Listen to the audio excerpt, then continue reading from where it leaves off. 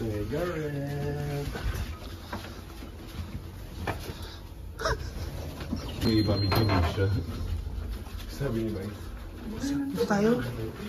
Saan ba?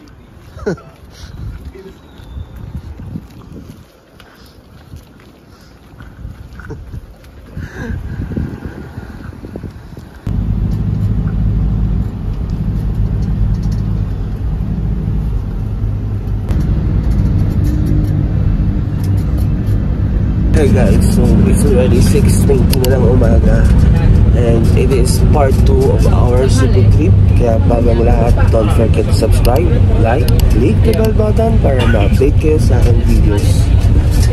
So ngayon guys, papunta na kami ng Oslo whale shark watching. Actually malapit na kami, pero yun nga, kanila pa kami 3:30 AM dito sa nagbibiyahe. Medyo malayo para siya sa city ng Cebu.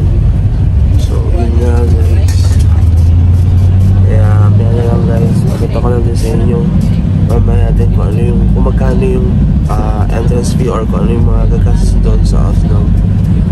So nga pala guys, nag-prepare din ako for that. So nagdala ko ng rash guard, then yun nga, nagdala ako ng GoPro. Sana gumana siya mamaya. So yun lang guys, maya na lang ulit. Bye bye.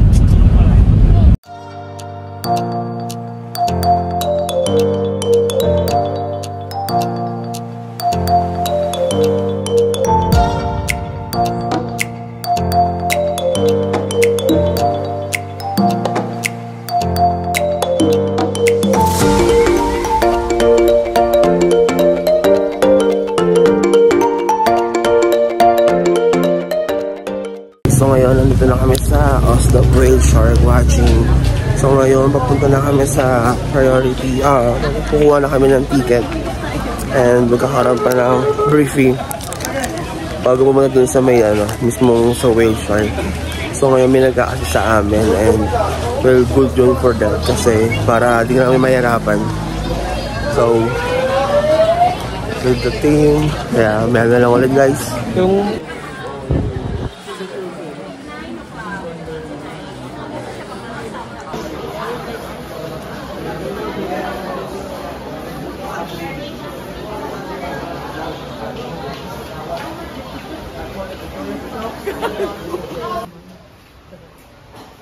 thank you.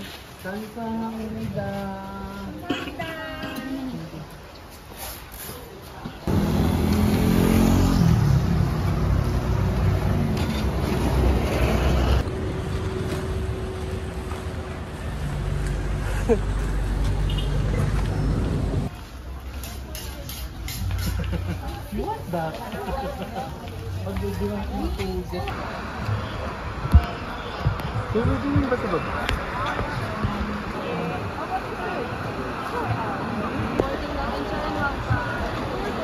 Yung sa cellphone sir, bawal may flash sir. Okay pa, okay pa.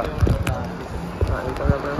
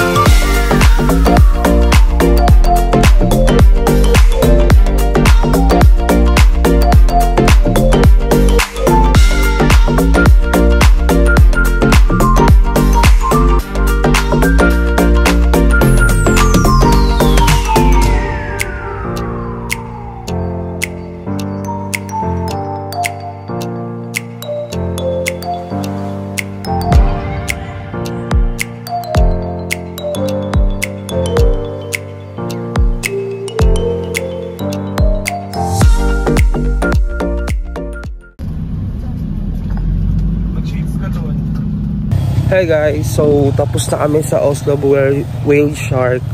Ngayon, naglalakad kami papuntang Tumalog Falls. Hindi na kami nag-commute kasi gusto lang din namin matry. Tsaka siyempre nagtitipid din kami. So tignan nyo guys, grabe ang lahat. Grabe talaga. Hindi na kami nagmotor eh. Pero okay naman, enjoy ito. Adventure din to from sa amin din.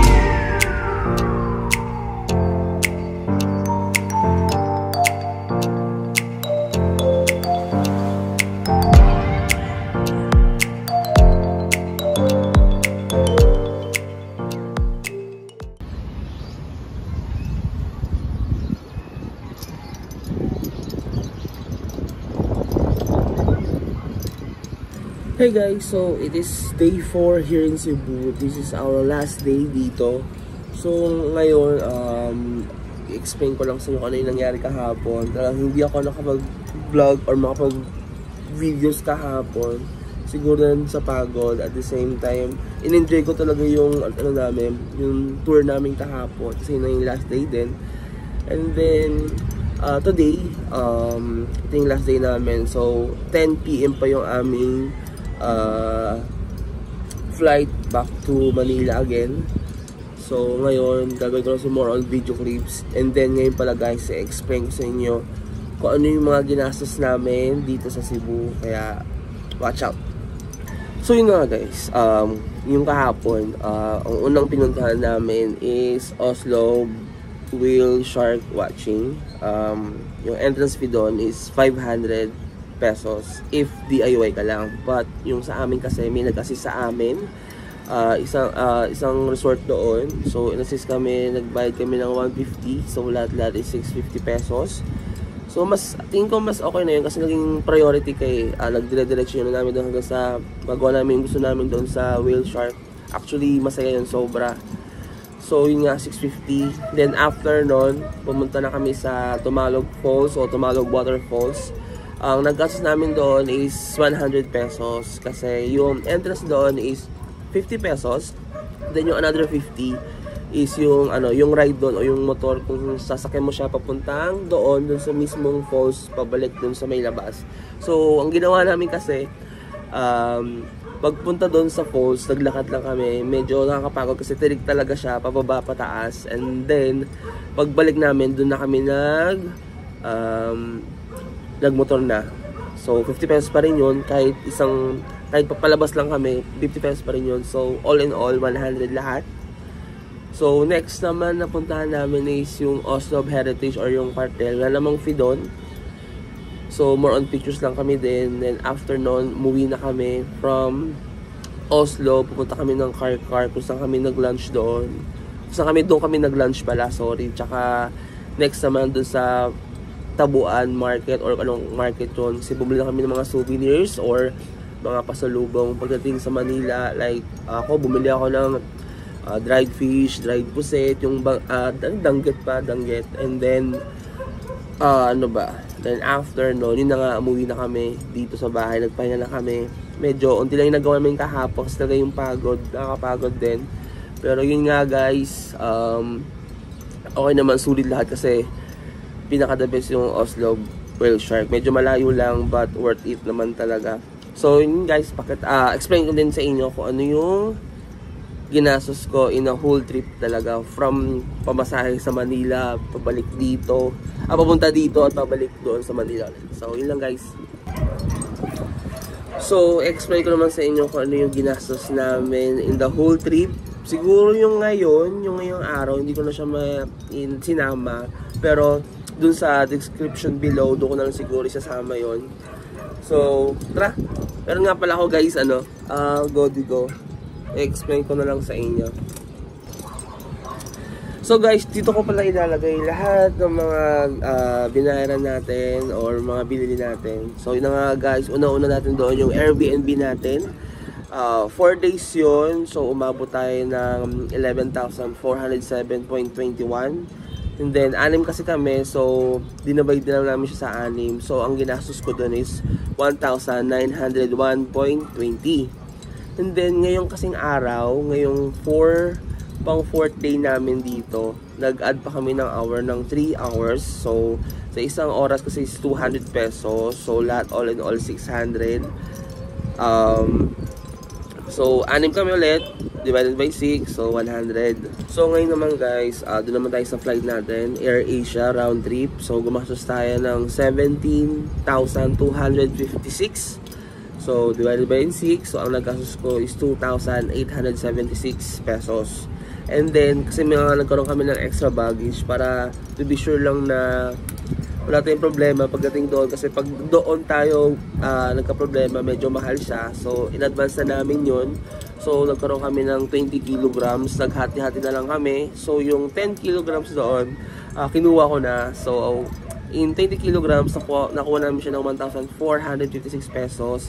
And then, yung 10 kilograms doon kinuha ko. So, nagbayad ako ng 728 pesos. And then, dahil kasi nagka-problem, kasi yung 20 kilograms na yun is check-in. So, ako, yung gamit ko, medyo sumusobra siya. Kaya ang ginawa ko, nag-add ulit ako ng baggage, extra baggage on ba tawag doon? Adds on, parang ganon. So, another 7 kilos. So, nagbayad ako ng 963 pesos .20. So, yun na yun lahat.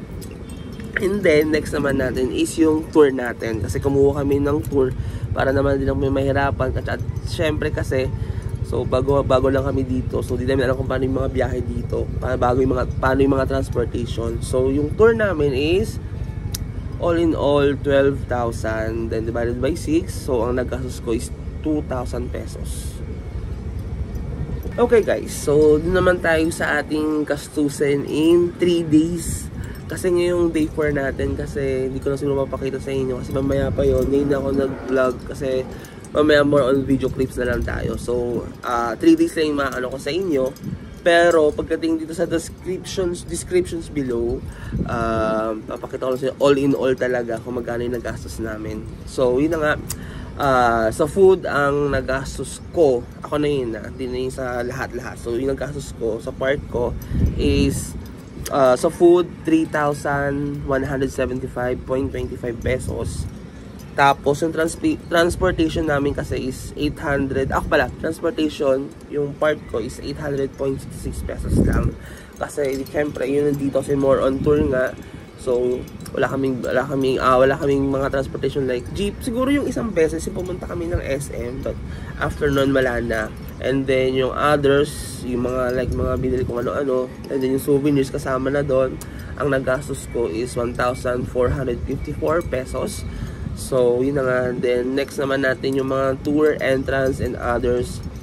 So, ang nagastos ko doon is all in all 1,130 pesos. So guys, ang grand total natin or total ng lahat ng ginastos, wala pa yung ngayong araw ha, baka nga ito kinalagay dito sa description ko na lang, pero yung gastos ko in 3 days is 15, kasama in 3 days, kasama syempre yung flight natin doon, yung Airbnb, yung extra baggage natin, yung tour syempre. So umabot ako ng 15,128 and 31 centavos. Yun yung nagastos natin. Tingin ko okay naman yun. Nakikita ko naman sa iba ganun yung gastos, iba nga mas mahal pa eh. So yun nga guys, kung babalik man tayo dito sa Cebu, siguro kailangan babaan pa natin to. Tsaka may mga hindi pa kami napuntahan din, kasi nga syempre sa pagod din naman sa haba ng mga biyahe dito. At sumabay pa kami sa Sinulog Festival. Yun nga, kaya medyo mahirap din. So, yun lang guys. Maya na lang ulit. Bye-bye.